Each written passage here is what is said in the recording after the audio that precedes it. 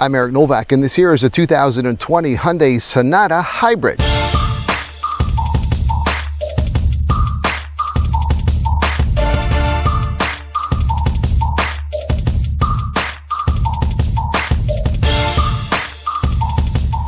This all-new generation of the Hyundai Sonata was introduced in 2019 as a 2020 model year, and earlier this year I was able to do a full review of the gas-powered Hyundai Sonata. So if you want to take a look at a full Sonata review, please check that one out on my YouTube channel, because for this review I'm pretty much going to focus on the unique aspects of the hybrid version of this 2020 Sonata.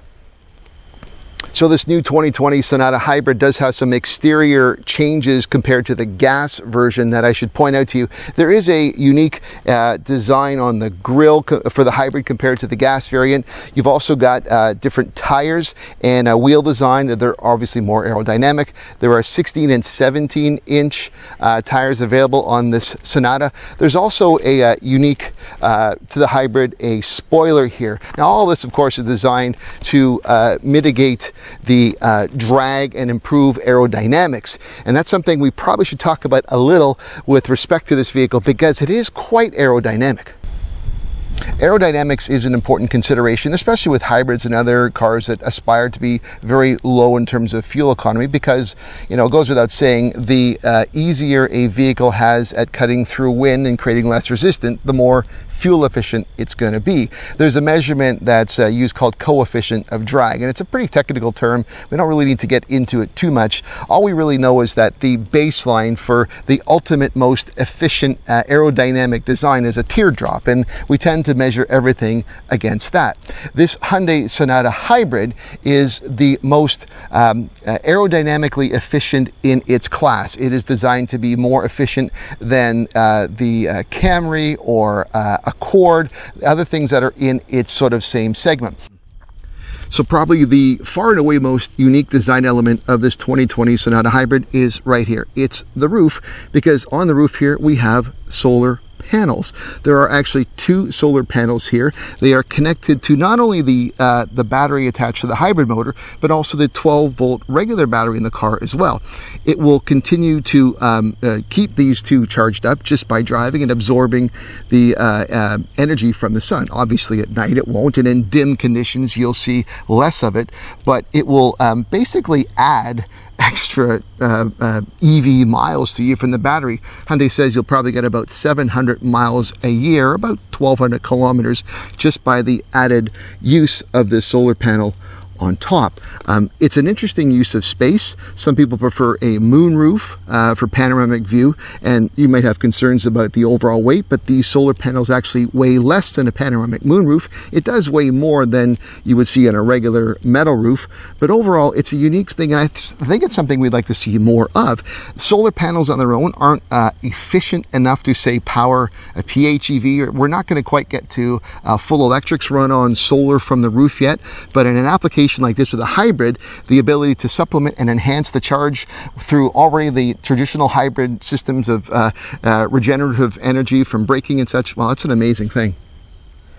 In terms of the overall interior layout in this Sonata Hybrid, it's basically the same as the gas version. There's just a couple of small differences, and mostly it's in with the information. If you're looking here on the large center screen that's available here in the top trim, you can actually see, if you've driven a hybrid before, most hybrids will have some sort of information readout showing you where you're drawing power from, but given that this has the solar panels on the roof, there's an additional element here, and as you can see currently right now, I'm not actually driving. I have the accessories on, but I'm not running right now. Yet still, you can see that the solar panels are charging the main battery and connected to the overall engine and battery and motor and the drivetrain. So it's a bit of extra information.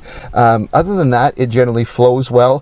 The information cluster here for the driver, it does have some hybrid readings as well, and it gives you the eco drive. It lets you know when you're in EV mode, but otherwise it's pretty much the same compared to the regular gas Sonata.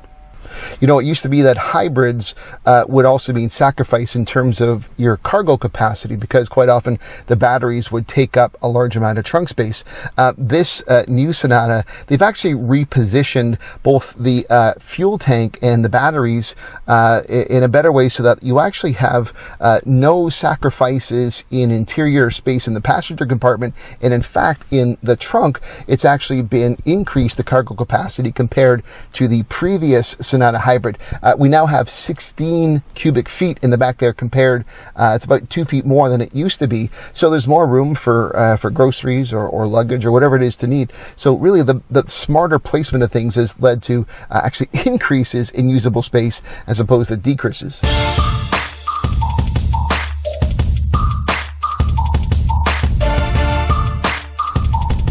So in terms of a power output, this Sonata Hybrid has its 2-liter 16-valve gasoline direct injected 4-cylinder engine. It is paired with a 39 kilowatt motor with a total combined output of 192 horsepower.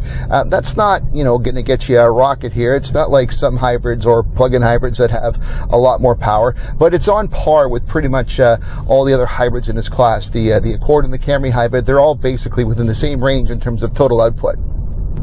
One of the more notable enhancements to this 2020 Sonata Hybrid that Hyundai likes to talk about is something called active shift control technology. There's a lot of technical terms around it. What it basically means is that the transmission works more efficiently with the new powertrain system, and ultimately that leads to greater fuel economy, or improvements in fuel economy overall. Now, as for fuel economy, the posted combined ratings for this 2020 Sonata Hybrid depends actually upon the trim level that you are driving in.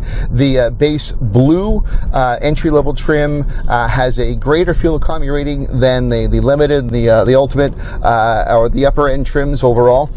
The combined fuel economy rating for the entry blue is 4.52 liters per 100 kilometers. That works out to 52 US miles per gallon. On the upper end trim, such as what I'm driving now, it is actually 5 liters per 100 kilometers, or 47 US miles per gallon. Now again, that is the posted ratings, and as typically as I found when driving hybrids, my own observed fuel economy rating is better than that. I'm currently, I've driven this now for about 6 days, and my total is 4.5 observed liters per 100. So I'm really, with the upper end trim, I'm in line with the blue model. So it's great fuel economy given the size of this vehicle. I've been quite impressed with it so far. One of the things that I really like about this premium with the Bose sound system is they have their sounds of nature option here. So if you don't like what's on the radio or on satellite or whatever's in your streaming service, you could just basically hit the sounds of nature, which I'm going to do here because, you know what, it's actually kind of cool. Maybe more appropriately so with a hybrid than anything else. But hey, I might not be in the countryside, but I've got my sounds of nature in a lively forest. You can actually change it too. You've got your calm sea waves if you want to be pretending you're by the beach, or if you like the sounds of a rainy day, you've got that as well. The open air cafe feature, I'm not quite familiar with, or why you'd want to sound like you're in a busy coffee shop. Nonetheless, and on those winter days, of course, we have the sound of a warm fireplace, which is all good. And actually, one of my favorite ones, because it sounds so weird, is they have the Snowy Village, but if you listen to it, it's just crunchy feet. Some person walking with crunchy boots on in snow. But hey, let's go back to the lively forest. We'll deal with that. Awesome. I love it.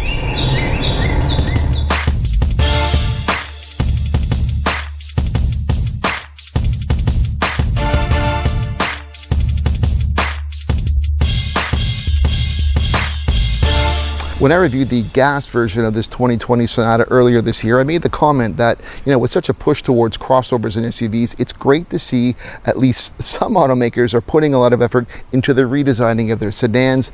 There's so much about this Sonata that I really love overall. The look of it, a lot of the interior. This is really, really one of the best vehicles in its class that I've seen in some time. Now you move to the hybrid version, and once again, you've got some really impressive features. It's good to see that it's not just Toyota that makes great hybrids, but Hyundai here is making a very compelling case with this Sonata. Add these solar panels now is probably one of the biggest differentiators, and while solar technology isn't quite there to basically make this a full EV where you could run it off the sun from the roof, seeing this enhancement is really, really something encouraging. I think we could see something like this in a PHEV as well. I know the Prius Prime does have solar panels available as well, so why not see at least these type of enhancements or the supplement through solar energy being used wherever possible and jumping up to as many hybrids and plug-in hybrids as we can. Overall, I love this vehicle, and I think it's definitely something worth considering if you're looking for a mid to full-size sedan with hybrid technology. That's it for this review. I'm Eric Novak. Thanks for watching. There's plenty of ways for you to keep connected with me, so check out some of my social media links, suggested videos, and I'd really love it if you subscribe to my YouTube channel.